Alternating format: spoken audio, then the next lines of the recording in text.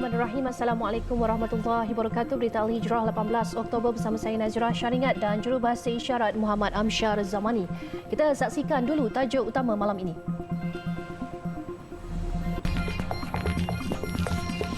Yahya Sinwar syahid di Rafah.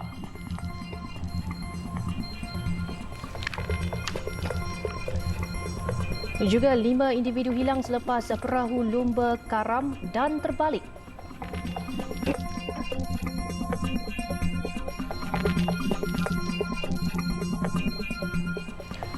Tiga pejuang Hamas termasuk ketua biro politiknya Yahya Sinwar dilaporkan terbunuh dalam operasi tentera Israel di Semenanjung Gaza. Namun setakat ini tiada maklum balas daripada Hamas. Dalam tempoh tidak sampai 3 bulan, Hamas telah kehilangan 2 ketua biro politik. Sinwar dikatakan terbunuh ketika operasi darat tentera Israel di bandar Rafah, selatan Gaza. Pengesahan identiti Sinwar dibuktikan Zionis berdasarkan visual mayat mangsa. Manakala ujian DNA sedang dijalankan, Israel mempunyai sampel DNA Sinwar dari tempohnya berada di penjara Israel. Mayat Sinwar kemudian diambil Zionis dan dibawa ke suatu tempat yang tidak diketahui. Menurut penganalisis perang, pembunuhan Sinwar bukan berdasarkan operasi risikan seperti kejadian pembunuhan Haniyeh di Iran, tetapi ia pertempuran 3 pejuang menentang tentera Israel yang sedang menghancurkan Gaza. Tentera Israel membuka tembakan dari kereta kebal sekaligus memusnahkan lokasi yang kebetulan Sinwar berada. Keesokannya barulah mayat Sinwar ditemui bersama 3 pejuang lain di atas tanah dan bukannya di dalam terowong. Sinwar telah diburu oleh Israel sejak setahun lalu. Rakaman drone yang dikeluarkan tentera Israel menunjukkan Yahya bersendirian di sebuah apartmen yang diletupkan dengan sebelah tangan cedera parah dan kepala ditutup dengan selendang.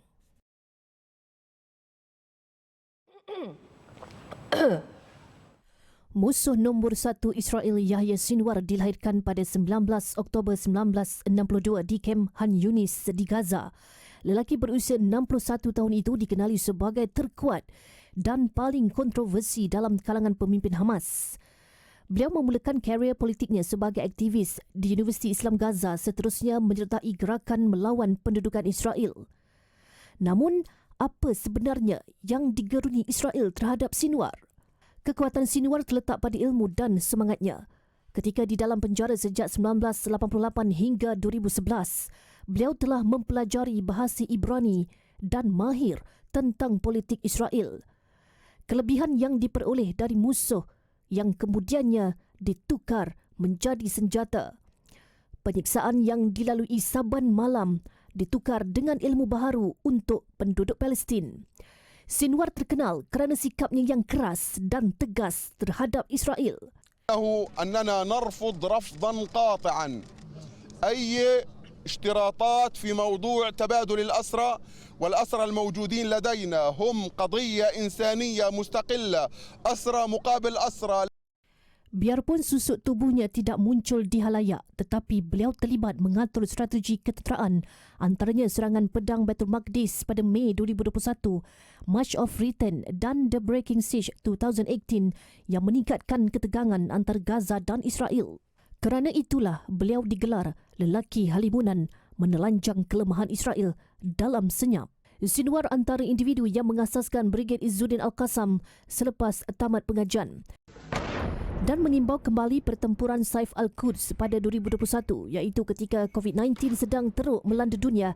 Sinwar berkata dia rela syahid akibat serangan pesawat pejuang F-16 atau peluru berpandu daripada menjadi korban COVID-19. Dan meskipun Israel mengisytiharkan berjaya membunuh ketua Hamas, namun Benjamin Netanyahu berkata perang masih belum berakhir. Katanya kematian Yahya Sinwar adalah permulaan kepada pengakhiran. והיום, כפי שהתחייבנו לעשות, באנו איתו חשבון. היום הרוע ספג מכה קשה, אבל המשימה שלפנינו עדיין לא הושלמה. למשפחות החטופים היקרות, אני אומר, זהו רגע חשוב במלחמה. אנחנו נמשיך בכל הכוח עד להשבתם הביתה של כל יקיריכם, שהם יקירנו. Bagaimanapun sehingga kini belum ada pengesahan rasmi daripada Hamas tentang kematian Sinwar. Netanyahu dalam pada itu menyampaikan mesej kepada rakyat Gaza, perang di wilayah itu akan berakhir sekiranya Hamas meletakkan senjata dan mengembalikan tebusan mereka. Baik, sementara itu Hezbollah tekad perhebat serangan ke atas Tel Aviv susulan kematian Yahya Sinwar. Kumpulan itu berkata perjuangan mereka menentang Zionis memasuki fasa baharu. Hezbollah dalam satu kenyataan berkata mereka akan melancarkan serangan yang lebih agresif sebagai tindak balas kepada kematian pemimpin Hamas itu. Kumpulan itu juga telah memperkenal senjata baharu beberapa hari lalu untuk menentang penceroboh. Hezbollah telah menggunakan peluru berpandu ketepatan tinggi dan dron bunuh diri buat kali pertama. Awal minggu ini, Hezbollah telah melancarkan peluru berpandu baharu yang dipanggil Qadir 2 ke arah pinggir bandar Tel Aviv. Qadir 2 mempunyai tahap kuasa pemusnah yang tinggi. Ia juga sebagai serangan balas kepada kematian salah seorang komander Hezbollah di Taibeh, Selatan Lubnan, Muhammad Hussein Ramal dalam serangan terbaharu Zionis. Walaupun terpisah dari semenanjung Malaysia dibatasi sempadan Thailand dan Myanmar, namun masyarakat Melayu di selatan Burma kekal mengamalkan budaya dan cara hidup Melayu. Malah ada pihak yang menganggap kemelayuan mereka melebihi masyarakat Melayu di Malaysia sendiri. Wartawan Syafiq Azman bersama Muslim Care Malaysia melihat bagaimana bahasa Melayu dan penulisan Jawi, berzanji serta silat terus dipelihara masyarakat Melayu di Bok Pien, Myanmar. Hidup ini bagai lampu dinding yang dinyalakan. Selain berbahasa Melayu dan menggunakan tulisan Jawi, masyarakat Melayu di selatan Myanmar turut mengekalkan budaya berzanji dan nasyid.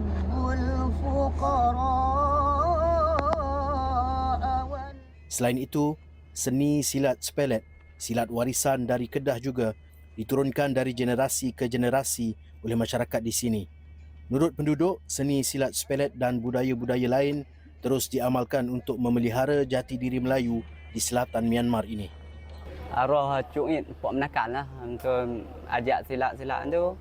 Itu ni dia tak ada orang. Begitu ada ganti ni Pok Menakan 2 orang. Taat jangan tecim. Itu apa dia depa boleh ganti guru pula lah. Tahankan diri apa dia tak hilang agama Melayu Kedah. Tidak ni orang tak tahu. Kata Burma ni tak tahu kata orang Melayu ada lagi masa Kedah. Penduduk di sini juga lebih selesa mengenakan baju Melayu dengan kain pelekat sebagai pakaian harian mereka. Seorang aktivis dari Malaysia yang sering mengikuti perkembangan mengenai masyarakat Melayu Myanmar, Muhammad Nur Abdul Rahman berpendapat keadaan masyarakat ini yang terasing dari dunia luar menyebabkan mereka kekal dengan jati diri Melayu yang teguh.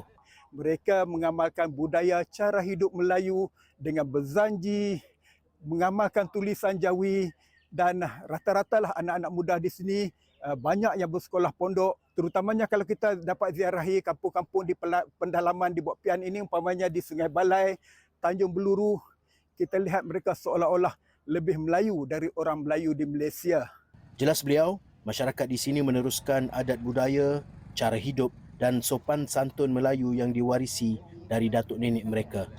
Ketua Misi Kebajikan dan Dakwah Selatan Myanmar, Muhammad Johari Ismail berharap masyarakat di sini dapat terus melestarikan budaya Melayu walaupun terpisah di sempadan negara. InsyaAllah kita doakan supaya masyarakat di sini mengekalkan budaya Kedah tua ini dan insyaAllah kami akan terus menyantuni dan akan datang untuk dari masa ke masa lah untuk kita bersama insyaAllah. Semoga Allah merahmati kita semua walaupun amin.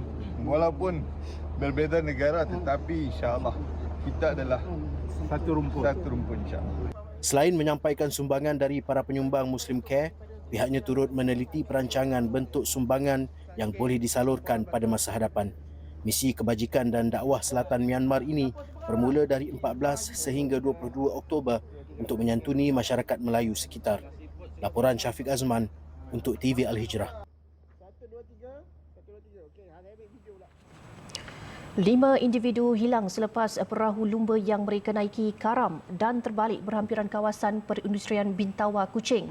Ketika kejadian, mangsa dan 10 yang lain sedang menjalani latihan di Sungai Sarawak, sempena Regata Sarawak pada November depan.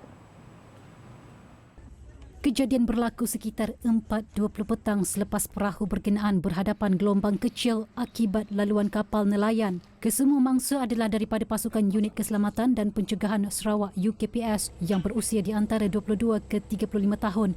Mereka dikenal pasti sebagai Muhammad Ikmal Samail, Majuri Maharuf, Muhammad Afiq Ishamuddin Asari, Muhammad Khairul Bidin dan Muhammad Khairul Hisham Kasturi. Mangsa yang lain bagaimanapun sempat menyelamatkan diri. Ketika ini operasi mencari dan menyelamat masih giat dijalankan.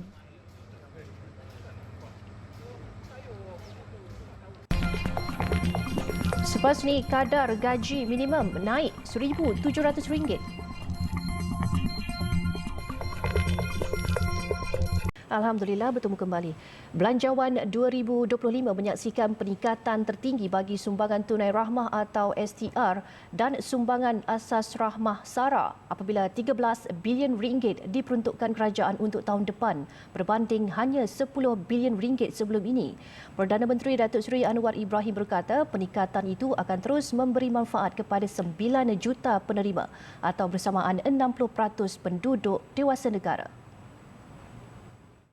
Pada 2025, 4.1 juta penerima STR kategori isi rumah akan menerima SARA bernilai RM100 sebulan berbanding 700 penerima tahun ini. Bantuan itu akan dikreditkan ke dalam MyCard penerima bermula April depan. Kategori bujang tidak ketinggalan. Mereka akan mendapat STR RM600. Penambahan ini adalah RM3 bilion. Penambahan yang tinggi membolehkan kadar maksimum diterima. Maknanya isi rumah meningkat kepada RM4,600. Bantuan warga emas juga dinaikkan kepada RM600 sebulan berbanding RM500 sebulan, manakala kadar bantuan kanak-kanak keluarga miskin dinaikkan daripada RM200 kepada RM250 seorang untuk kanak-kanak berusia 6 tahun dan ke bawah. Dan lebih banyak saluran program kos sara hidup lain diwujudkan bagi mengawal harga barang, termasuk melalui usaha sama dengan pengusaha pasar raya, pasar borong, kedai runcit, pasar tani, koperasi dan sebagainya. RM700 juta dikhususkan untuk program tersebut. RM700 juta dikhususkan untuk memperbanyak saluran program kos sara hidup lain bagi mengawal harga barang, termasuk melalui usaha sama dengan pengusaha pasar raya, pasar borong, kedai runcit, pasar tani, koperasi sebagainya. Manakala sebanyak RM250 juta lagi disediakan bagi mengedarkan barangan keperluan asas di kawasan pedalaman dan desa, termasuk memperluas ke kawasan baharu di Magandai, Kota Marudu dan Nanga Pelawan serta Bintulu. Baik, sementara itu, RM2 bilion diperuntukkan bagi hal ehwal Islam tahun depan dengan sebahagiannya adalah untuk memperkasa institusi pendidikan Islam. Ia membabitkan peruntukan keseluruhan berjumlah RM35 juta bagi menghargai sumbangan besar mereka. Antara yang menerima manfaat adalah lebih 70,000 guru kelas Al-Quran dan Fardu Ain Kafa, guru ta'mir, imam, Bilal, Toksiak, Noja dan Marbut akan menerima sumbangan khas RM500. RM150 juta dikhususkan untuk menyelenggara prasarana pendidikan Islam Jabatan Kemajuan Islam Malaysia JAKIM seperti sekolah pondok, sekolah tahfiz dan sekolah agama rakyat. Sekarang ini kita ada 70,000 guru kafa, guru ta'mir, imam, Bilal, Toksiak, Noja dan Marbut. Kerajaan bersetuju menyalurkan sumbangan khas RM500 dengan peruntukan RM35 juta.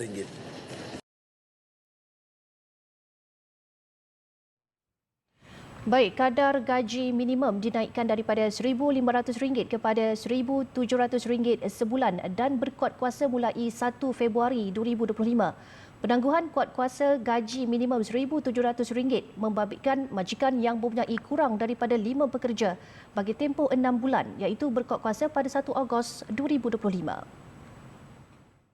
Untuk itu, kerajaan bersetuju menaikkan kadar gaji minimum dari RM1,500 kepada RM1,700 sebulan dan akan berkuat kuasa mulai 1 Februari 2025. Penangguhan hanya diberikan membabitkan majikan yang mempunyai kurang daripada 5 pekerja bagi tempoh 6 bulan, iaitu berkuat kuasa 1 Ogos 2025. Sementara itu, 100 juru audit halal JAKIM akan ditambah bagi mempercepatkan urusan pengeluaran sijil halal. Hampir keseluruhan negara dunia mengiktiraf pensijilan halal Malaysia. Oleh itu, usaha-sama JAKIM, HDC dan Matrid harus dilipat gandakan supaya ada faedah langsung, bukan saja memberikan sijil tetapi mendapat faedah bersama industri tempatan yang disebut industri halal negara. Dan ini pengeluaran sijil halal, juru audit halal ditambah 100 orang lagi supaya dipercepatkan proses dan dapat menarik penyertaan syarikat-syarikat baru. Tambahnya sistem MyEHalal juga ditambah baik bagi memusatkan 20 agensi kerajaan dan 100 badan pensijilan halal luar negara di bawah satu platform. Dan berikut reaksi rakyat Malaysia berhubung pembentangan Belanjawan Madani ketiga 2025. Pendapat akak baguslah kerajaan menyelarakan ni kan dia punya minyak, penyesalan minyak lah kan untuk bagi mereka yang kurang berkemampuan. Bukan kepada orang yang mampu tu memang tak patutlah kan dia orang macam itulah akak kata. Bagi kita-kita yang tak mampuan ni memang baguslah kerajaan buat macam tu. Pendapat akak memang kerajaan tanggung rugilah sebab bukan tak kena pada orangnya kan. Macam itulah masuk akak gitulah macam itu. Bagi pendapat saya penyiasaran tu bagus untuk orang yang betul-betul yang memerlukan lah. Yang penting betul-betul orang yang memerlukan. Contoh bukan yang untuk orang yang dah lebih kaya, lepas tu pendatang-pendatang asing tu okey, yang betul-betul untuk orang memerlukan bagi saya bagus. Wajar untuk orang yang tidak berkemampuan. Maksudnya tak disalahgunakan untuk orang lain lah. Tapi untuk orang yang tidak berkemampuan lah bagus orang cakap penyesaran ni. Sebagai rakyat Malaysia, saya amat berbanggalah dengan keputusan Perdana Menteri yang memperuntukkan 2 bilion untuk institusi Islam. Sebab banyak benda yang boleh digunakan 2 bilion tu untuk meningkatkan lagi dan memperkasakan lagi pendidikan institusi pendidikan di Malaysia ni, pendidikan Islam. Banyak benda yang boleh diselesaikan, banyak isu lah yang boleh diselesaikan dengan peruntukan yang diberikan tu. Pertama sekali kita rasa alhamdulillah lah, bersyukurlah ya begitu banyak peruntukan yang diberikan kepada agama kita. Jadi dengan harapnya dengan peruntukan yang begitu, pihak-pihak yang terlibat tu boleh mengambil mengambil inisiatif dan juga mengguna pakai bajet tu, jangan dibiarkan begitu saja. Maknanya kerajaan dah bagi peluang, apa salahnya kan kita tengok di mana kita boleh berperanan dan di mana kita boleh macam mana kita ambil peluang lah untuk memajukan agama Islam itu sendiri. Ribuan terima kasih lah, alhamdulillah kerana kerajaan sudi untuk memberi peruntukan sebanyak 2 bilion kepada institusi agama Islam, yang mana saya harapkan peruntukan ini dapat diguna pakai untuk memperkesakan lagi kita punya institusi agama Islam, yang mana duit sumbangan itu kita boleh bantu dalam mempertingkatkan lagi institusi, contohnya macam guru-guru kafah. Ada insiden-insiden yang berlaku seperti sekarang kita tahu mangsa-mangsa di Palestin yang mana memerlukan bantuan dari segi perubatan.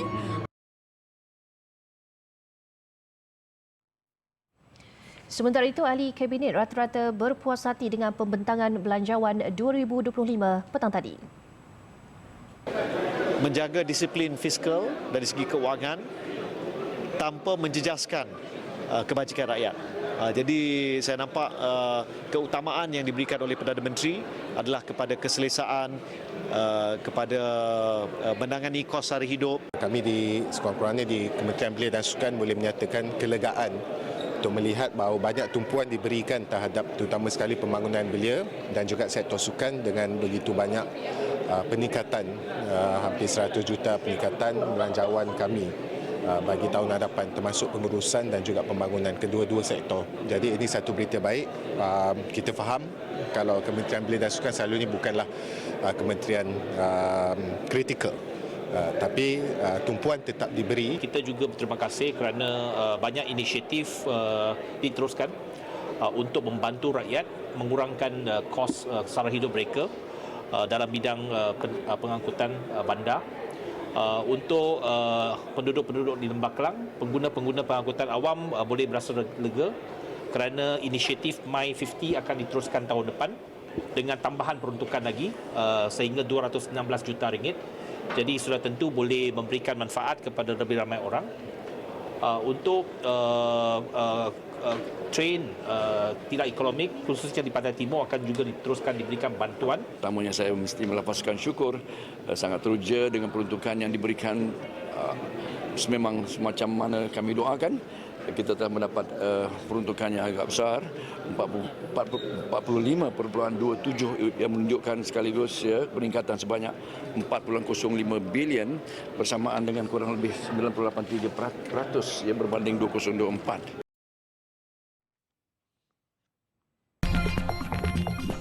Selepas ini, Pulau Pinang putus ajaran amalan jemaah GISB bercanggah dan menyeleweng daripada sudut akidah dan ajaran Islam.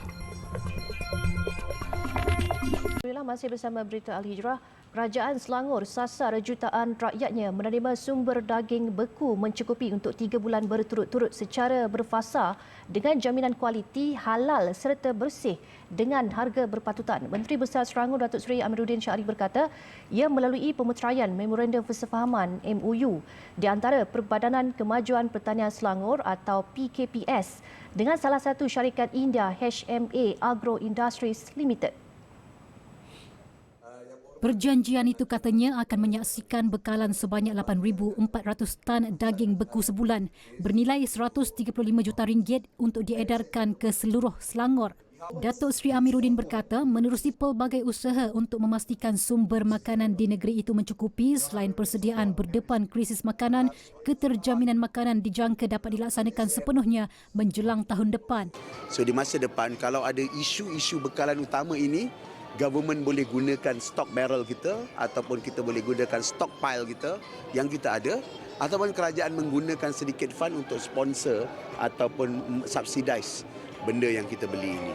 That's the way government thinking di masa depan supaya isu keselamatan itu dapat kita tangani dan bekalan dalam pasaran juga dapat dikawal. Beliau berkata demikian kepada media selepas merasmikan majlis menandatangani MOU di antara PKPS dan HMA Agro Industries Limited di Ibu Negara siang tadi. Pada majlis sama, PKPS turut melancarkan watak Ehsan daripada siri animasi Upin dan Ipin sebagai duta produk Ehsan PKPS. Menurut Ketua Pegawai Eksekutif Kumpulan PKPS, Datuk Dr. Muhammad Khairil Muhammad Razi, melalui kerjasama dengan Lekopak Production Sendirian Berhad itu, ia mampu meningkatkan kredibiliti dan jangkauan serta mengukuhkan lagi ekosistem pertanian di Selangor sekaligus memastikan generasi akan datang mempunyai akses kepada makanan dengan harga berpatutan dan berkualiti tinggi.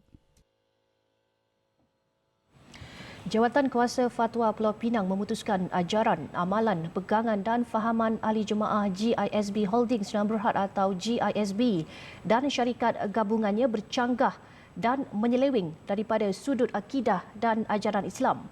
Timbalan Ketua Menteri 1 Pulau Pinang Datuk Muhammad Abdul Hamid berkata, keputusan tersebut diputuskan semasa mesyuarat Jawatan Kuasa Fatwa Pulau Pinang pada 16 Oktober lepas.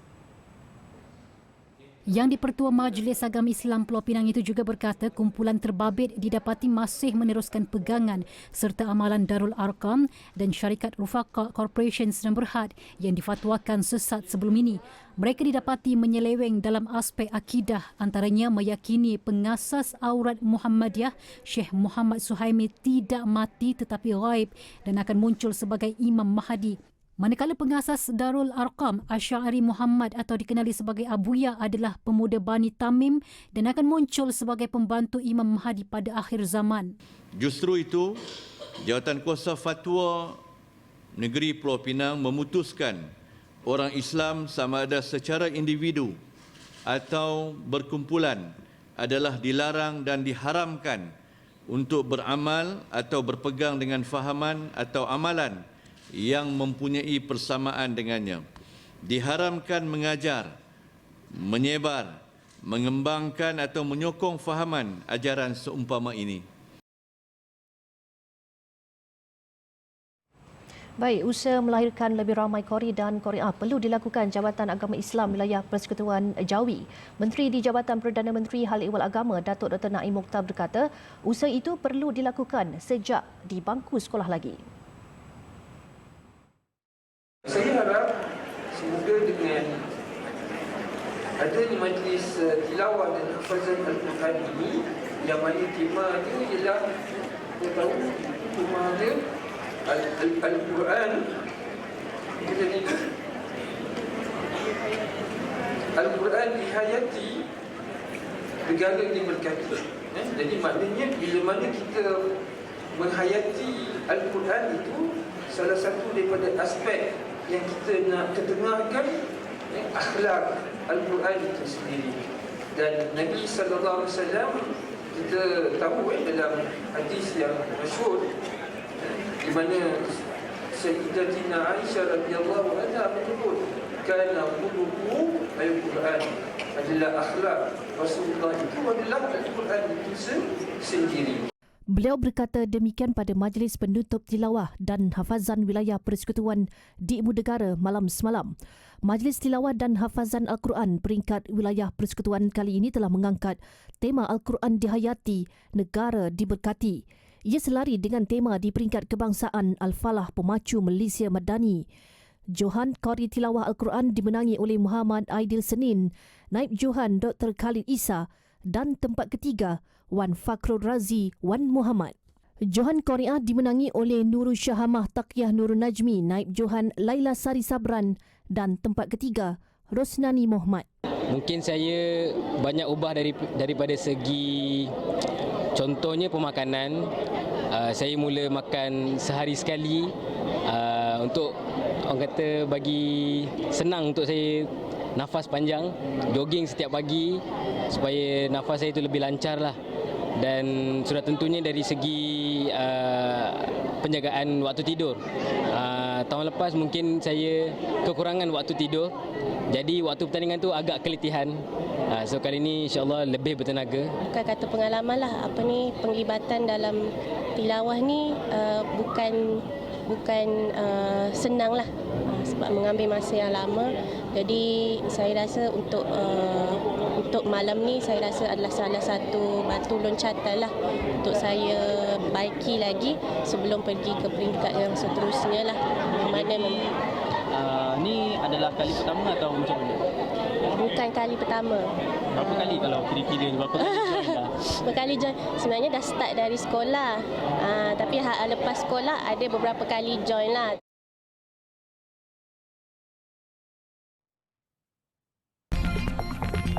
Pasaraya Besar Ikonsif bersama MyCare gerak projek pendidikan khusus di Utara Gaza.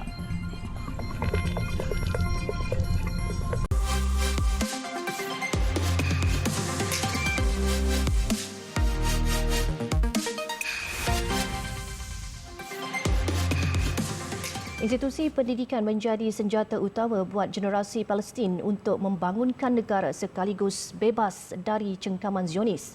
Namun pembantaian Israel sejak setahun lalu telah banyak memusnahkan infrastruktur pendidikan dan menyekat akses itu kepada anak-anak Palestin. Situasi itu mendorong Pasaraya Besar Ikonsif bersama MyCare menggerakkan projek pendidikan khususnya di Utara Gaza yang melibatkan peruntukan RM65,000 dan telah dimulakan sejak September lalu. Pengurus Besar Pasaraya Ikonsif, Mas Imran Adam berkata projek pendidikan yang digerakkan pejabat MyCare di Gaza menggunakan modul sekolah Gaza dan memberi manfaat kepada 300 pelajar. Jadi kami dengan MyCare sekarang kami bergabung.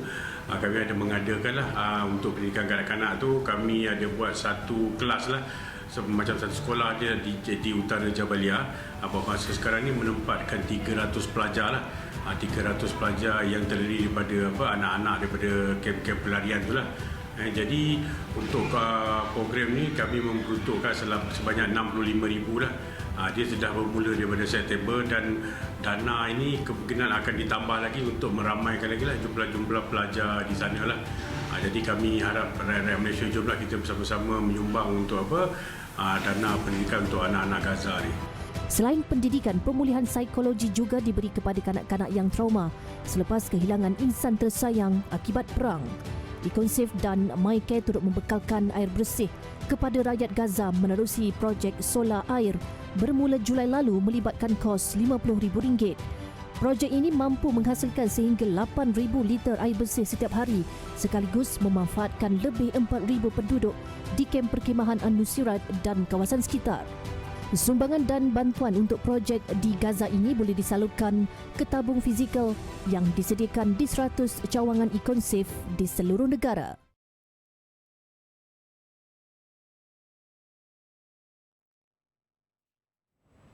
Dan ini berita yang baru diterima. Ketua Hamas di Gaza Khalil Haya mengesahkan Ketua Biro Politik Hamas Yahya Sinwar syahid dibunuh tentera Israel.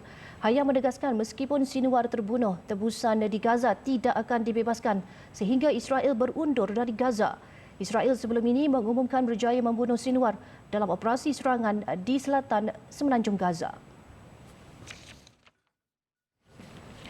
Dan sekian berita Al-Hijrah untuk malam ini. Saya Nazira Syaringat dan jurubahasa isyarat Muhammad Amsyar Zamani. Assalamualaikum warahmatullahi wabarakatuh dan selamat malam.